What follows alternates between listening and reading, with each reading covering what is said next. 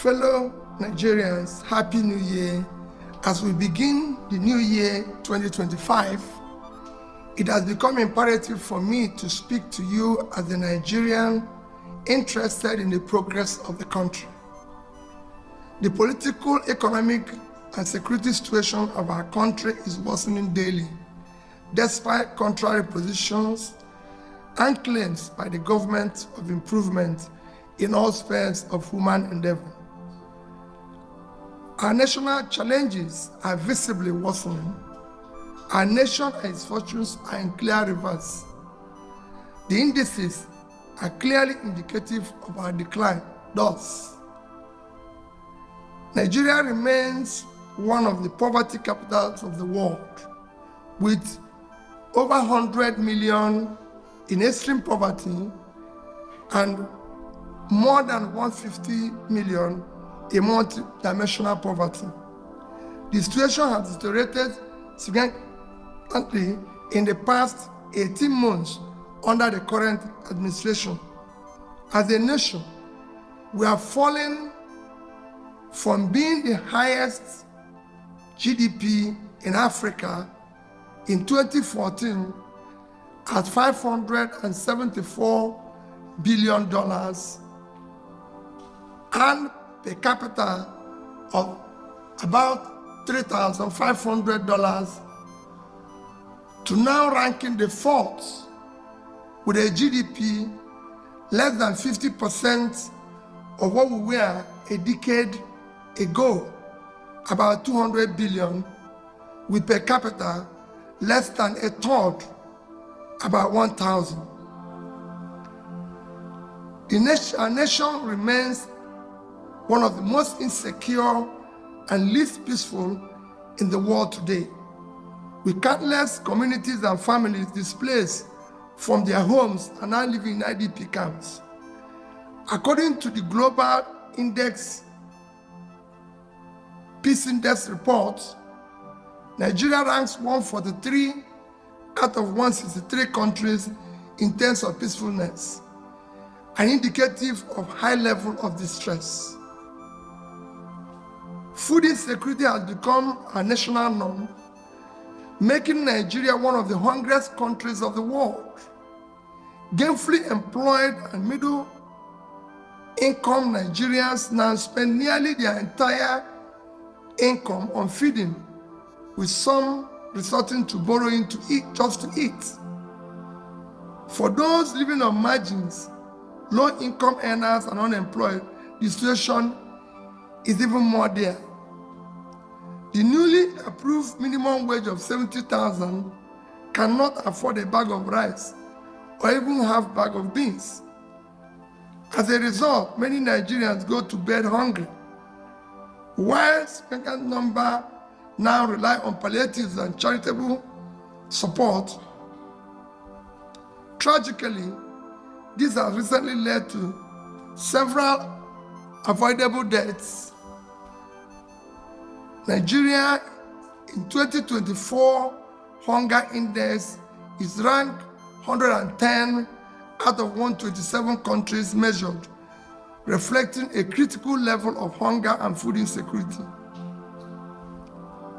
We have earned the dubious distinction of being one of the countries with the largest number of people without access to electricity.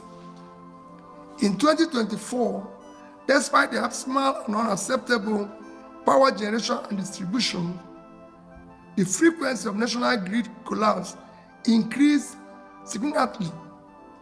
The frequency of national grid collapse increased, where we have almost 12 times in 12 months. As a result, we are now mockingly referred as a generator country.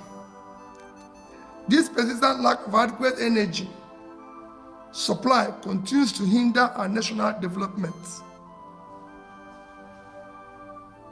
Corruption, official efficiency, fiscal profligacy, and the mismanagement of public resources continue to rise astronomically in our country, spreading across all spheres of government. Similarly, nepotism and disregard for the Constitution, rule of law, and due process have become the norm.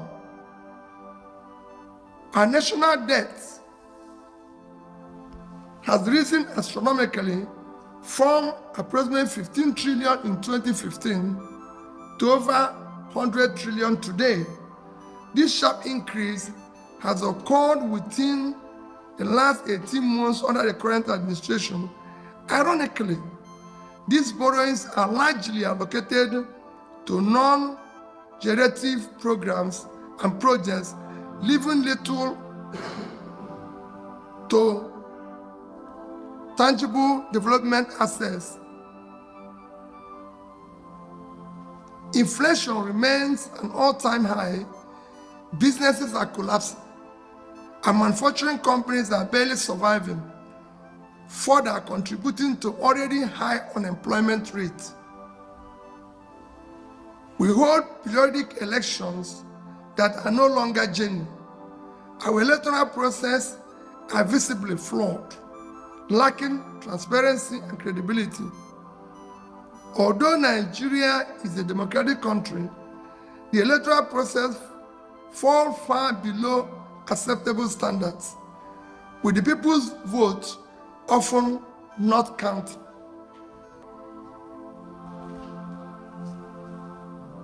Suggestions on the way forward.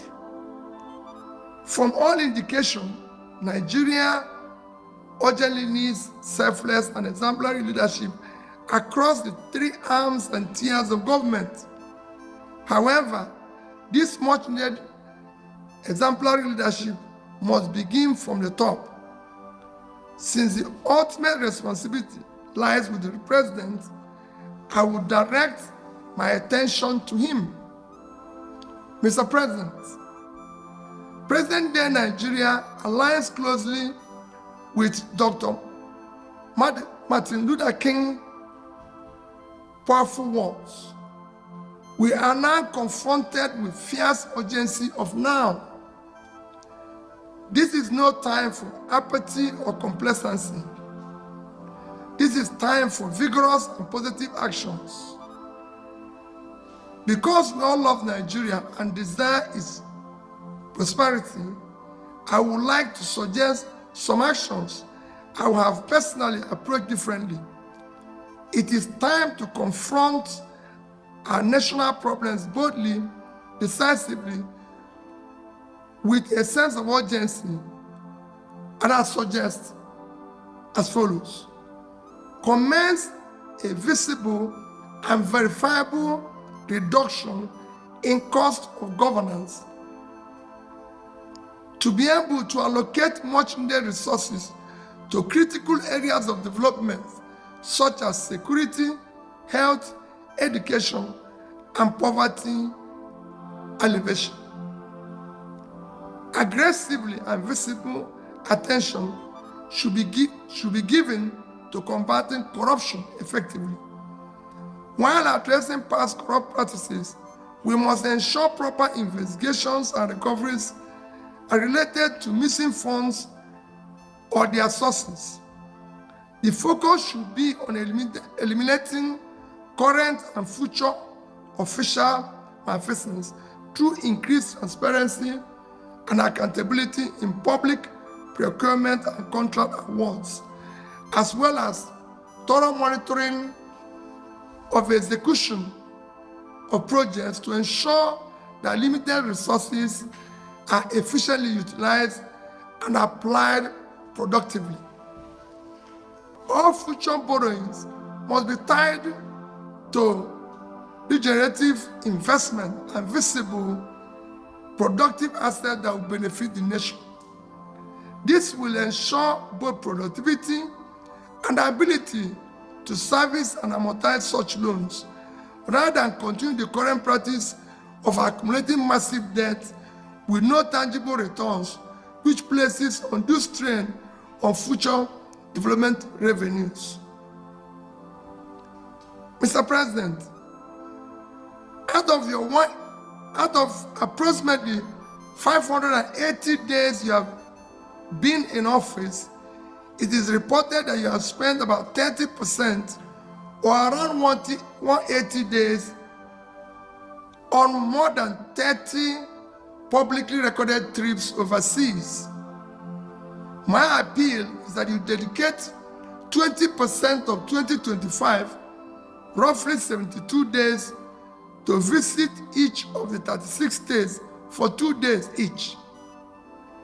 As a president, such visit will give you opportunity to better understand their economic and security situations across the country.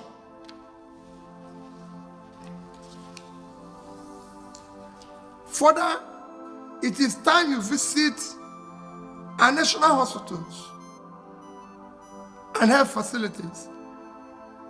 You may consider, for example, that your next medical examination be conducted in one of our national hospitals or regional federal medical centers, such as FMC in Sokoto, Birnin Kebbi, Calabar, Umuahia, Akure, among others. This will allow you to assess the state of healthcare facilities available to Nigerians. It will also help you to understand the condition of our hospitals and clinics, enabling you to make informed decisions on how to upgrade and make them efficient. Endeavor to travel by road to observe the conditions of most highways. You can take short trips, for example, from Calabar in Cross River State to Uyo in Akwa Ibom, a distance of less than 100 kilometers, or from Benin in Edo to Warri in Delta. I recall taking President Obasanjo on a trip from Oka to Onitsha on the federal highway when I was governor of Anambra State. That journey prompted him to immediately approve reconstruction of parts of the road by Anambra State with subsequent reimbursement by the federal government. Such actions are immensely valuable. Make both impromptu and planned visits to our tertiary institutions where our children and future leaders are being trained. This is essential to familiarize yourself with the available infrastructure, facilities, and amenities. These visits will provide valuable insights into whether the resources of the Tertiary Education Trust Fund are being utilized optimally, and what is needed to sustain education is being implemented. I recall President Shagari visiting University of Nigeria, Nsukka, when I was a student there, and telling us, I've seen the facilities myself, and I assure you of my intervention. Institutional facilities improved significantly thereafter. As Commander-in-Chief, visit our military formations and security agencies, especially during their field operations, and provide them with morale-boosting assurances and support for optimal efficiency. Reiterate that they and their families will always be taken care of. Mr. President, many Nigerians are refugees and exiles in their own country.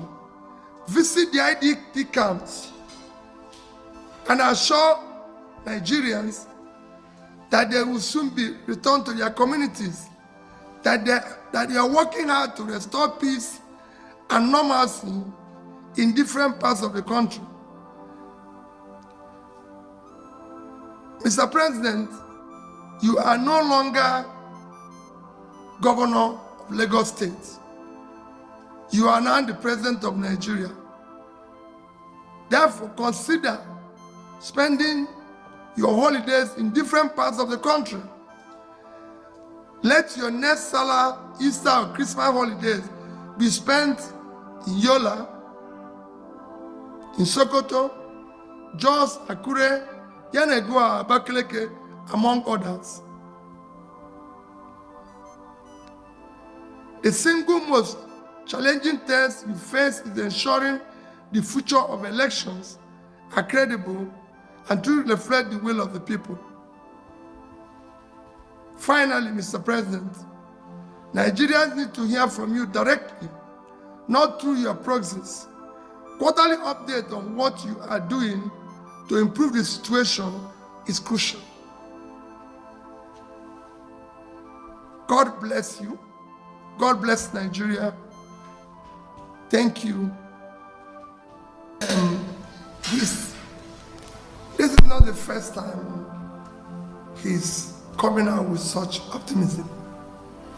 The reality of it is that while we do not expect 100% result, we want to see 100% effort.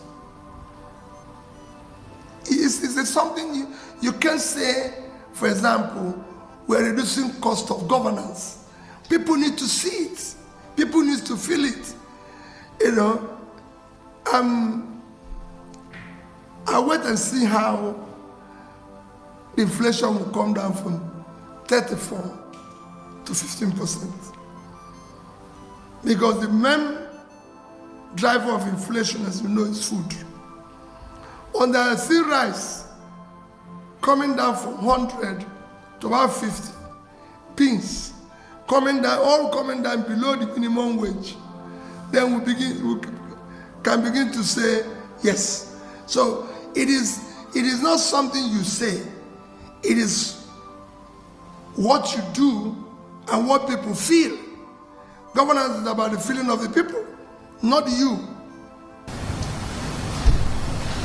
Another question, please. Thank you very much. That's a really question. The first question is on this trip, national trip. Knowing what the presidency stands for in Nigeria, don't you think Nigerians will be further inconvenienced by the president traveling to states where the road will be locked for hours even before the president comes, and still remain locked hours after he must have left a particular situation? And considering the amount of resources they will still expend on such visits, either by air or by road, so how do you see an alternative to mitigate the suffering of Nigerians by just blockage and the money that's going to be spent? That's the first part. I'm sure that what is going to be spent will be far less than what he spends to go overseas. It will be far less. And I can assure you that visiting the entire Nigeria will not cost up to a third of what he has spent in these 30 trips, just visiting Nigeria. And it is critical that he goes to, as for blocking the road and everything, I would rather he blocks everywhere in my state and stay there for 2 days, because he will feel what we are feeling. So it's better he goes to Benue, go to Zamfara and block it, but he's there so he can feel what the average person in Zamfara is feeling. As the president of a country, you must visit the place. Yes, the second aspect is 2027. His Excellency Obi, one person, all of them, on this major issue. For me, what is important now is about Nigeria today. We are so occupied about election, just like we're so occupied about power capture, that we refuse to deal with our issue. We have people who are dying because of a bags of rice, half bag of beans. People are dying. We've just lost several people. I was in IDP camp yesterday. I was in hospital yesterday, where we don't have basic things. I'm talking about 2027. That's not what I'm preoccupied with. I'm not preoccupied by what I said, the urgency of today. Let people put food on their table. Let there be medical care in our primary health care.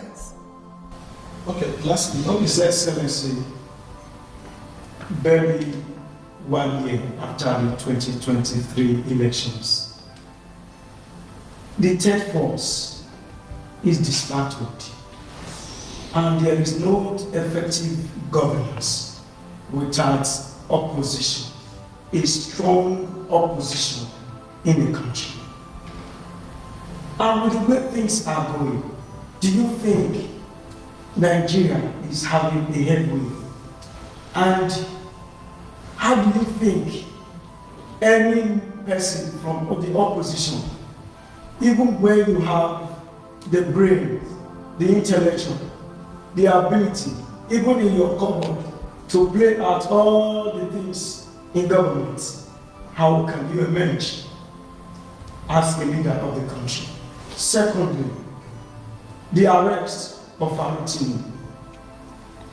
What does this has to do with our democracy? Don't you think it will affect the democracy in Nigeria? Well, I want us to sit down one of these days and talk about the opposition and how the opposition will be effective. Our democracy is faulty. It wasn't designed to support the opposition. Oppositions here are actually in difficulty. If I tell you what I face, what I go through, what my family go through, you wouldn't even believe I will still be standing and going around this country. But I've made up my mind that if this is the end, so be it. Because we can't allow the country. It is difficult to be in opposition in this country. Extremely difficult. Because everything is against you. People don't even want to see you. They don't even want to talk to you. I see colleagues that greet them at the airport, they don't even want to reply because they feel they don't want the government of the day to see you or see them greeting you. Your businesses, everything you're involved is being dismantled. That is not a country. We need to show more commitment to the future of our country. None of us is going to live here forever. So we must build a better society for our children. And to build it, some of us will take the risk. That is the part of what Dele and Co. also going through. And not just him, every person, even the oppositions, at local government level, at state level, everywhere, are going through that. So for me, we are actually doing a lot if we are doing everything on our own. All right, lastly, for me, Your Excellency, just two things. We've seen you and the former Vice President Atiku Abubakar going around having a series of meetings. People are optimistic that maybe something in form of a merger or so could come out of this. And then, lastly, President Tinubu insists that his tax reforms must go on, and the tax reform bills are here to stay in his last presidential media chat. Despite our governors are saying that there should be more consultation and other leaders of the country, while former Senate President is saying that there's serious hunger, and Numa is saying that some traditional rulers should not just take the content of the tax reform bills just by the face value. What will you advise on this? Well, on issue of tax, there's a lot of stories. I've said it, everybody knows my stand on it. There should be very wide and detailed consultation.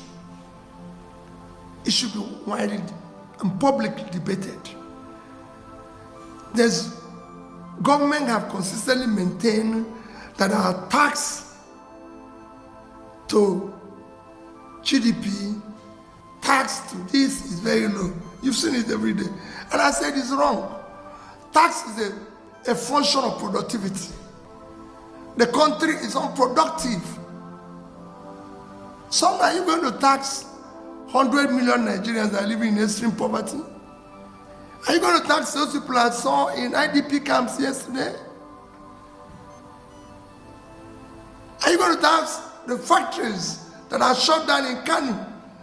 Go to Bompai, go to Shradan 1, Shradan 2. Where are you going to tax? Tax is a function of productivity. When the country is productive, people are gainfully employed, then you can tax them. And we can generate more tax. What we need now is to reflect the country, make it productive, and then we can talk about generating more revenue. Let me assure you, what is on the table now is that everybody who means well should come together to get the country to work. There's a lot of, call it, lies. There's a lot of propaganda. There's a lot of, trying to bamboozle the people going on here and there, which has to stop. Let's build this country. Let me say it again. None of us is going to be here forever. Those who did it yesterday are no longer here. But if you look at the country, it's collapsing every day. I saw 1,500 kids yesterday, not in school. And I did ask 3 of them, do you want to go to school? They say yes. What are we doing?